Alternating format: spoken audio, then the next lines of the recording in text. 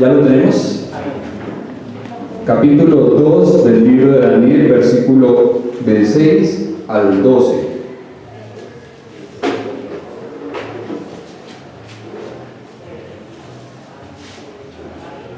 Vamos a darle observación al texto, a la palabra de Dios. Y si me mostrareis el sueño y su interpretación, recibiréis de mí dones y favores y gran honra. Decidme, pues, el sueño y su interpretación. Respondieron por segunda vez y dijeron: diga el rey el sueño a sus siervos y le mostraremos la interpretación. El rey respondió y dijo: yo conozco ciertamente que vosotros ponéis dilaciones porque veis que el asunto se me ha ido. Si no me mostráis el sueño, una sola sentencia hay para vosotros. Ciertamente preparáis respuesta mentirosa y perversa que decir delante de mí. Entre tanto pasa el tiempo, decidme pues el sueño para que yo sepa que me podéis dar su interpretación. Los caldeos respondieron delante del rey y dijeron: no hay hombre sobre la tierra que pueda declarar el asunto del rey. Además de esto, ningún rey, príncipe ni señor preguntó cosa semejante a ningún mago, ni astrólogo, ni caldeo. Porque el asunto que el rey demanda es difícil, y no hay quien lo pueda declarar al rey, salvo los dioses, cuya morada no es con la carne. Por esto, el rey con ira y gran enojo mandó que matasen a todos los sabios de Babilonia. Amén. En el contexto observábamos que Nabucodonosor, el gran rey de Babilonia, tuvo un sueño que fue bastante perturbador para él. Fue un sueño muy significativo. Veíamos que el contexto nos decía que se le fue el sueño. A raíz de ese sueño no pudo conciliar más el sueño. Parece que se desveló pensando en lo que había visto en esa visión nocturna. Y vimos también que en su afán por saber lo que significaba, congregó a todos los sabios de Babilonia. Y hablábamos que mandó traer a magos, astrólogos, caldeos, mandó llamar a todo lo que tenía para que le dijese y le confirmara no solamente la interpretación del sueño, sino el sueño mismo. Y ahora aquí observamos en el versículo 6 que les dijo: y si me mostráis el sueño y su interpretación, recibiréis de mí dones y favores y gran honra. Decidme pues el sueño y su interpretación. Como veíamos, de no mostrar al rey el sueño y su interpretación, los sabios de Babilonia serían despedazados y sus casas convertidas en muladares. En cambio, si tenían éxito en la tarea, el rey les promete bienes materiales, dones y favores. Además, les ofrece gran honra, es decir, colocarles en una posición elevada dentro del reino. Habían grandes recompensas. Ahora, pensemos que tal vez al escuchar esto, estos hombres que sintieron o que debieron haber pensado cuando el rey les promete favores, dones y honra. ¿Qué pudieron haber pensado estos sabios? Tentación, pero tentados. Pues sería bueno poder alcanzar todo eso. Qué bueno sería. Pero lamentablemente estaban impotentes porque no podían hacer nada. Y como ya lo vimos en el contexto, eso es lo que ocurre. Notemos que a todos se les demandaba hacer algo para alcanzar el favor y la gracia de su rey. Ellos tenían que hacer algo. ¿Qué era lo que el rey les estaba pidiendo? ¿Interpretar el sueño solamente? Decir el sueño, declarar el sueño y su interpretación. Y esto es algo distinto a lo que nos ha ocurrido a nosotros como creyentes, porque para alcanzar la gracia de nuestro Rey no necesitamos hacer nada. Aparte de creer, no tenemos que hacer nada. Todos los dones, auxilios y patrocinios de Dios se manifestaron en Jesucristo, su Hijo, nuestro Señor. En el Verbo encarnado, la gracia de Dios se desbordó. Y esto generalmente mortifica a muchas personas. ¿Cómo así que para ser salvo no tengo que hacer nada? ¿Cómo así que no tengo que subir Monserrate de rodillas? No tengo que golpearme con un látigo la espalda.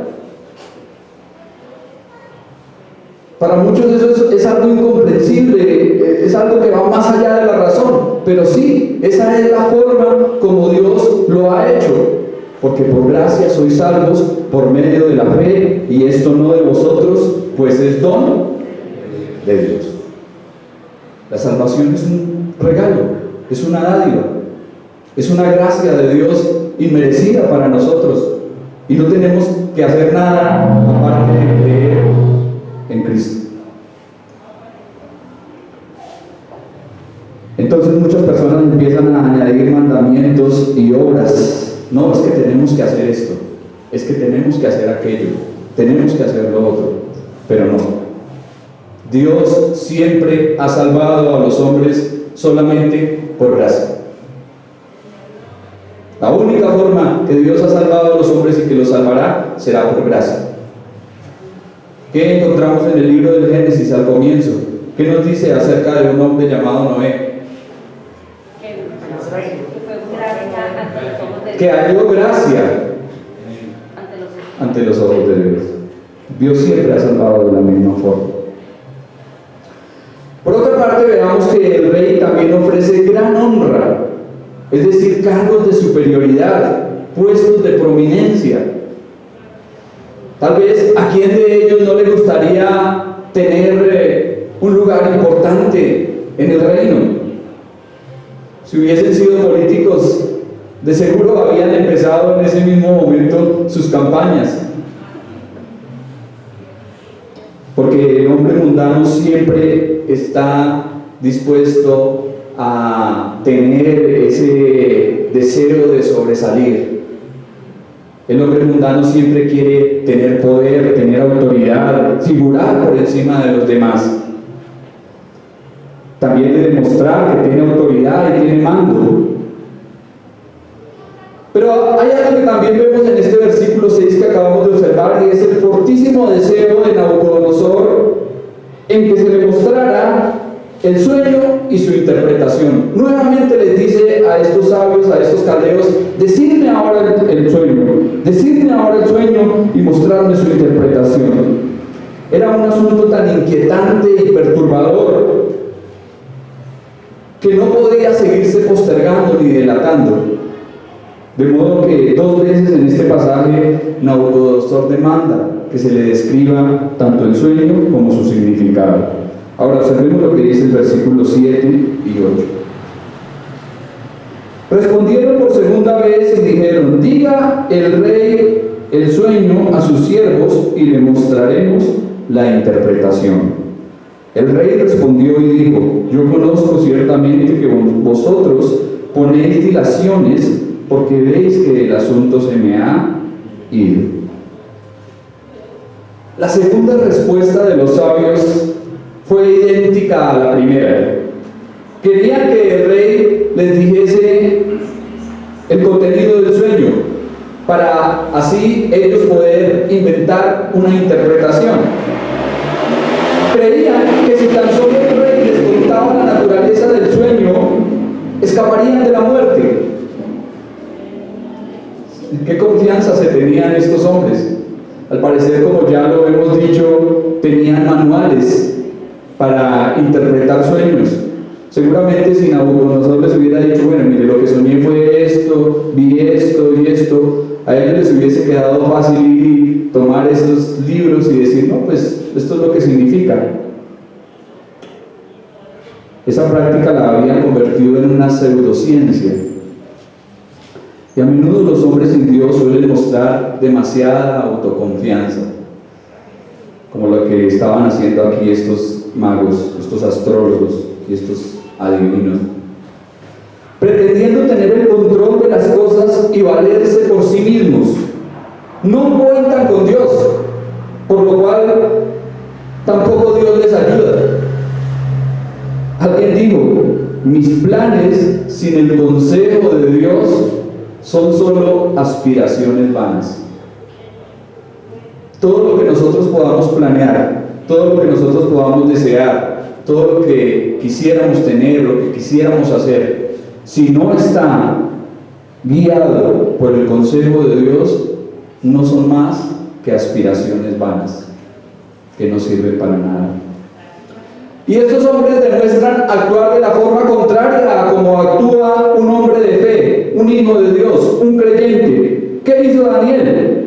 Veremos que más adelante en el contexto, él encomienda a Dios su causa, confía en el Señor y ve su respuesta.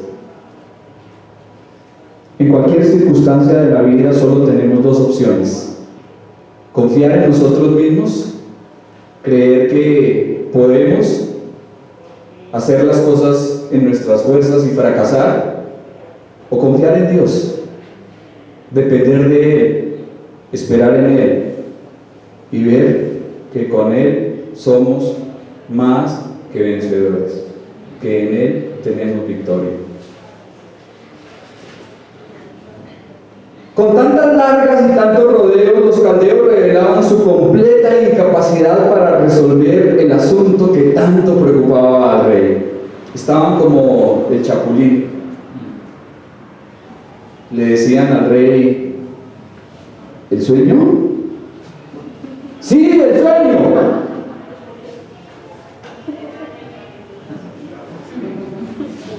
¡El sueño! ¡Que sí! ¿Cuál es el sueño? Dígame el sueño. Dinos el sueño. Dinos el sueño. Nosotros te mostraremos su interpretación. Así estaba. La respuesta de Nabucodonosor a los sabios fue una acusación de dilación, literalmente comprar tiempo. Estaban retardando, demorando, tardando, extendiendo y prolongando el asunto tanto como pudiesen, tanto como les fuese posible. Tal vez esperando que los signos del zodiaco fuesen propicios para resolver el enigma. Qué inciertas y confusas son las cosas cuando no hay confianza y temor de Dios. Estaban esperando que tal vez tuvieran la oportunidad de hacer algo que para ellos era imposible. Y lamentablemente no son pocas las personas que se encuentran como los magos, astrólogos, encantadores y caldeos de Babilonia. Mucha gente se encuentra así, esperando a ver que la suerte les ayude, esperando a que los números concuerden para ganarse el chance o la lotería, esperando a que el astrólogo le pronostique cosas buenas, le vaticine prosperidad y éxito. ¿Cuánta gente está así, como estos hombres, esperando en cosas inciertas, en cosas locas, en cosas vanas, en vez de confiar en el Dios vivo y verdadero y en su palabra? La forma en que termina el versículo 8, el asunto se me ha ido, como ya lo dijimos, no se refiere al hecho de que el rey hubiese olvidado completamente del sueño. Pero si lo contaba, lo único que demostraba y lo único que probaba era que estos hombres no tenían la facultad de revelar secretos. Por lo tanto, frente a él no estaba más que una parranda de mentirosos y engañadores. Un grupo de personas que no servía para nada. Unos adivinos incapaces e ignorantes. En Nabucodonosor vemos que los hombres más grandes son los más expuestos a la preocupación de la mente que perturba el reposo nocturno. Ni siquiera alcanzamos a conocer la inquietud de muchos que viven con gran pompa y son reconocidos por los demás. Aparentemente lo tienen todo, pero no hallan consuelo ni alivio para sus turbados espíritus. Aquí tenemos a un rey poderoso. En ese momento podríamos decir que era el hombre más importante del mundo. Tenía todo lo que quería, tenía riquezas, tenía poder, al que quería le quitaba la vida y al que quería se la otorgaba, hacía y deshacía como quería, y sin embargo vemos a un hombre turbado, a un hombre atribulado que no hallaba respuesta. ¿Cuánta gente habrá así en el mundo? Aparentemente los vemos y pueden tener todo, pueden tener riquezas, pueden gozar de grandes cosas e incluso ser reconocidos y famosos, pero ¿cómo saber las tribulaciones que hay en sus almas?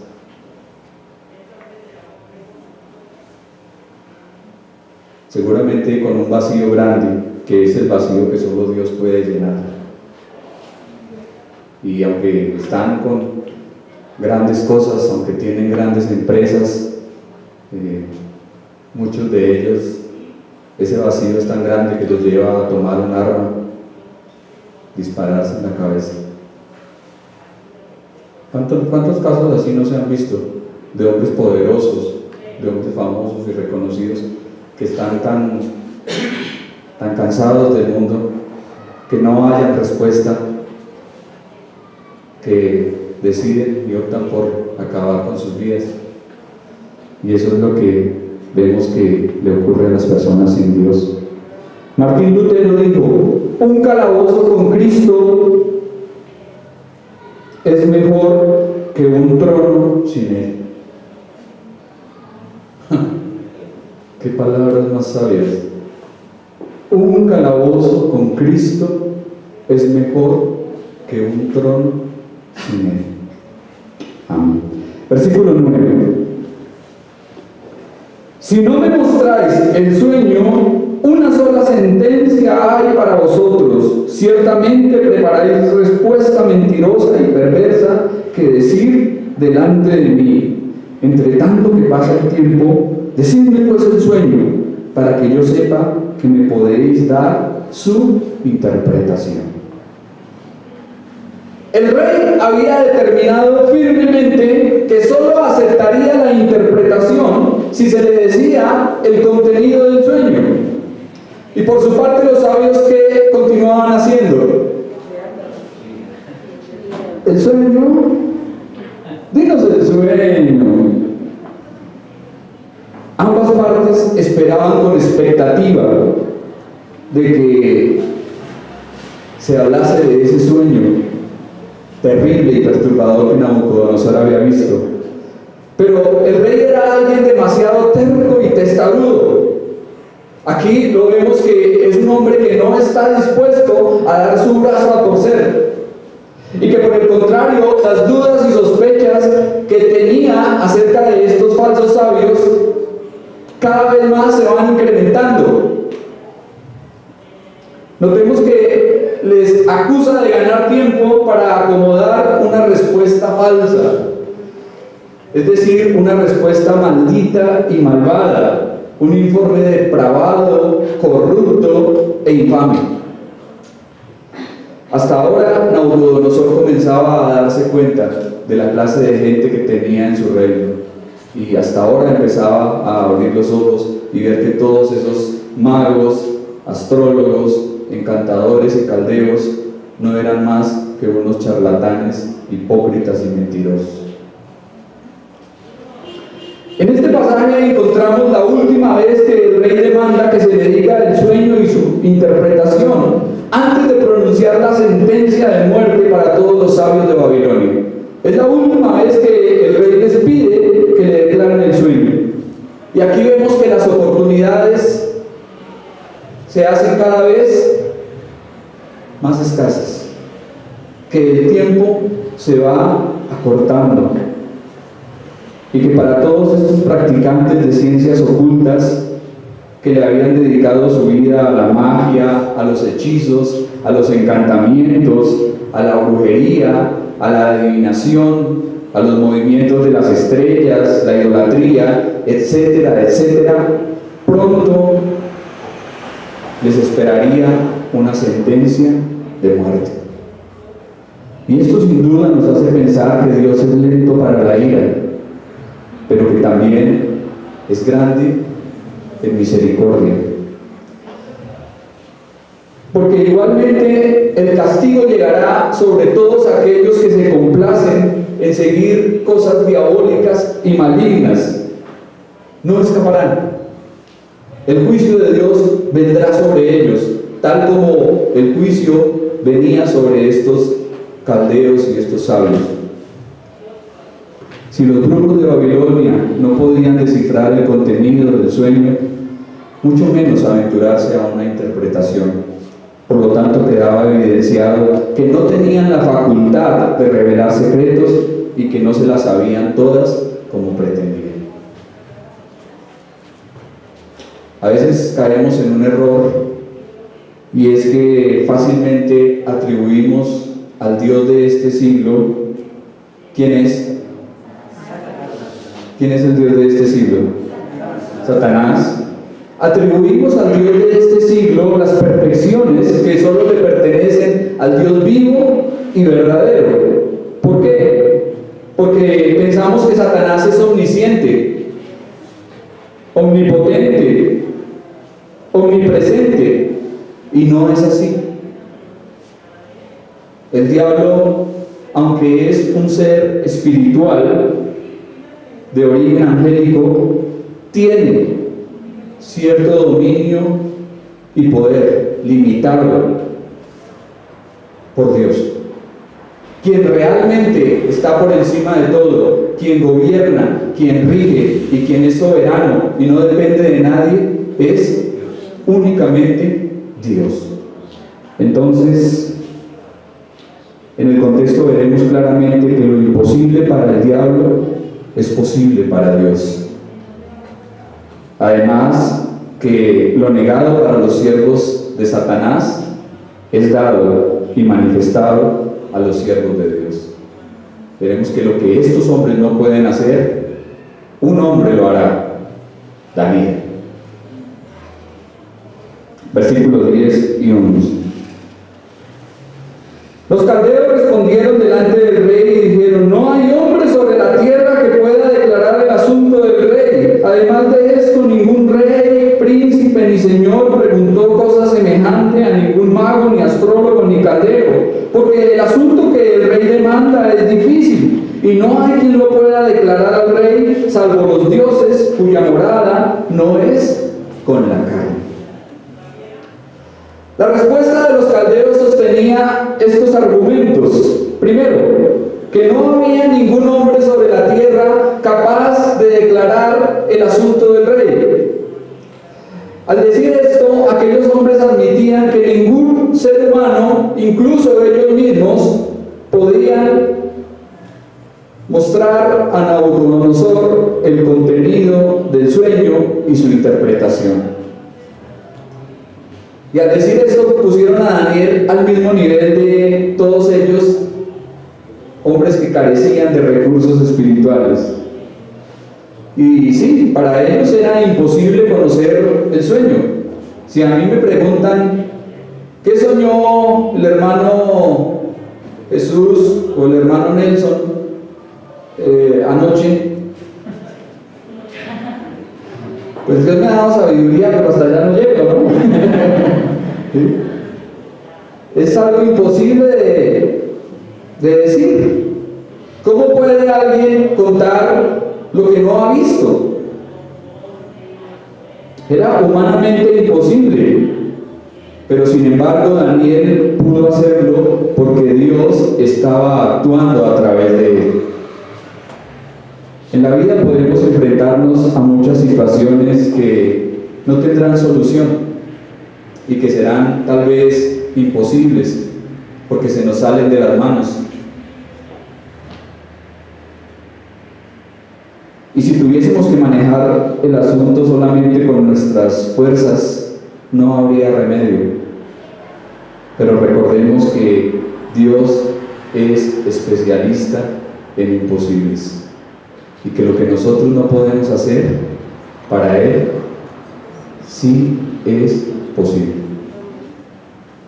En lo que nosotros estamos limitados, a lo que nosotros no podemos aspirar, Dios lo puede hacer. Por eso dice la palabra en el Nuevo Testamento: al que cree, todo le es posible. Y creo que no se refiere precisamente a que solamente hay que creer para que todo ocurra. No es eso. Creo que cuando depositamos nuestra confianza en un Dios omnipotente y soberano, Él actuará a favor nuestro. Él hará que las cosas imposibles ocurran, porque para Él no hay nada imposible.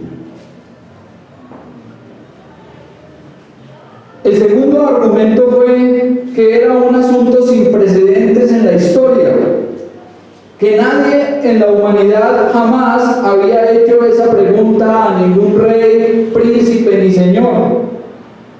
Nadie le había pedido, ningún hombre importante, gobernante, monarca, había pedido a los sabios de su reino que le declarase un asunto como este. Y es que cuando presentar excusas se trata, mejor dicho, siempre hay, ¿no? ¿Recuerdan lo que ocurrió en el Génesis?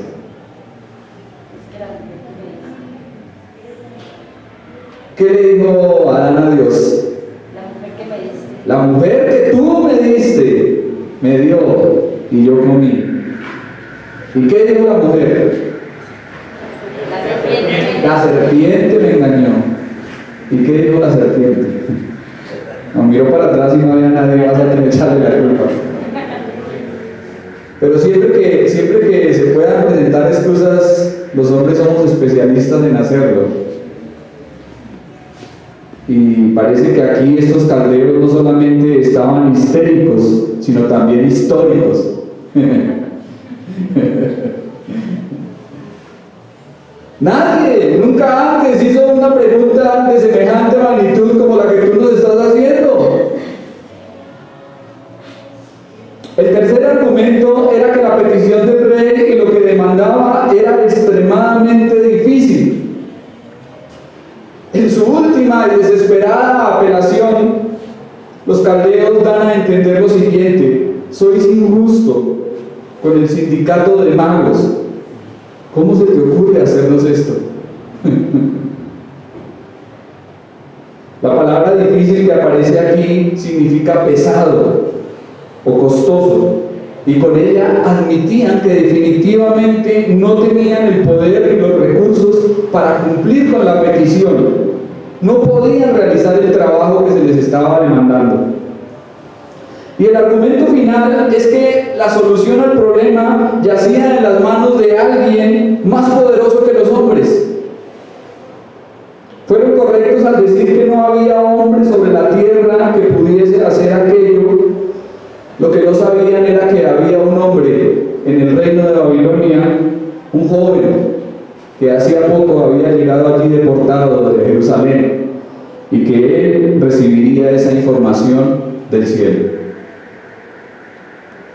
Al reconocer que solo un poder sobrenatural podía solucionar el asunto, aquellos sabios afirmaban algo relacionado con la verdad, pero además reconocían que no confiaban en esos dioses cuya existencia admitían y que estos tampoco podían revelarles los detalles de los mortales. ¿Había dioses en Babilonia? Como lo hemos visto en la introducción y en el contexto, ¿tenían dioses para todos los babilónicos? Muchísimos, muchísimos. Seguramente muchos de estos dioses babilónicos más adelante van a ser adoptados por los griegos, que eran politeístas, creían en muchísimos dioses. Para cada cosa tenían un dios en especial. Seguramente hubiera sido fácil apelar a alguno de estos dioses, pero estos hombres estaban declarando que el asunto era demasiado pesado para ellos, que el asunto no lo podrían manejar.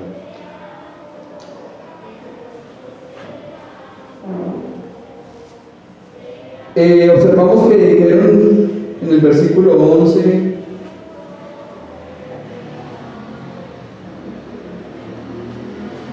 no hay quien lo pueda declarar al rey, salvo los dioses cuya morada no es con la carne.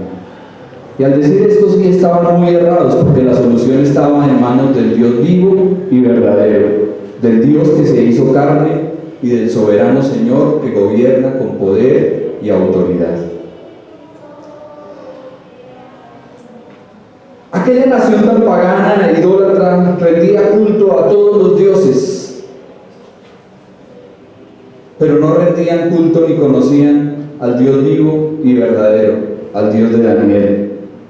Seguramente estos caldeos, en su desespero final, apelaron a la simpatía y a la lealtad del rey, tal vez por todo el tiempo que le habían servido, y trataron de buscar el favor de él, pero vemos que este hombre no era el tipo de personas que se dejara impresionar ni manipular por nadie.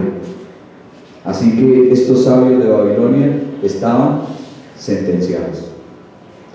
Y lo observamos en versículo 12. Por esto el rey, con ira y gran enojo, mandó que matasen a todos los sabios de Babilonia. Ante la respuesta de los sabios, la ira del rey se enardeció. Era imposible esconder su enfado, su indignación y su furor. El desagrado y la molestia eran evidentes. Entonces, enfurecido y grandemente enojado, ordenó que matasen a todos los sabios de Babilonia. Sin duda, Nabucodonosor era un hombre que tenía muchas virtudes, pero el autocontrol no era una de ellas. ¿Cuántas veces nosotros nos dejamos mover por el mal genio, por la ira, y hacemos cosas o decimos cosas motivados por eso?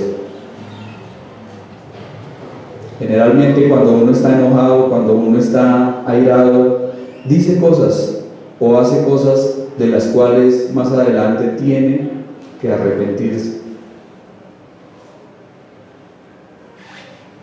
Y cuando usted vuelve en sí, cuando ya se aplacan un poco los ánimos, usted dice: no, pero ¿qué fue lo que hice? No debía haberlo hecho, no debía haber dicho tal cosa, actué mal. Entonces tengamos cuidado, mis hermanos, porque la ira y el enojo suelen ser muy malos consejeros. Nosotros estamos llamados a tener dominio propio, y esto debe ser que el carácter de Cristo sea en nosotros. Tener dominio propio no es ser débiles, no es dejar que todo el mundo nos pisotee, pero sí la palabra dominio propio significa tener poder en control. Y alguien lo decía, que es como cuando se le coloca un freno a un caballo. Un caballo tiene fuerza, tiene ímpetu, tiene brío, tiene poder, pero se sujeta con un freno. Y eso es el dominio propio. Vemos que el Señor Jesucristo tenía dominio propio y no era débil. No era débil. Entonces nosotros como cristianos y como hijos de Dios también debemos controlar todo esto, no permitir que la ira, que el enojo nos hagan pecar contra Dios. Dice la palabra: airaos, pero no pequéis. No se ponga el sol sobre vuestro enojo, ni deis lugar al diablo.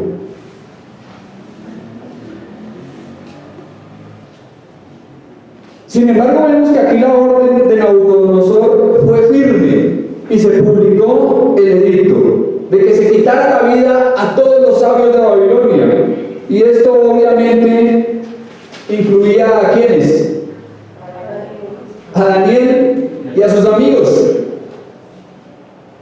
Para Nabucodonosor todos fallaron y todos merecían la muerte.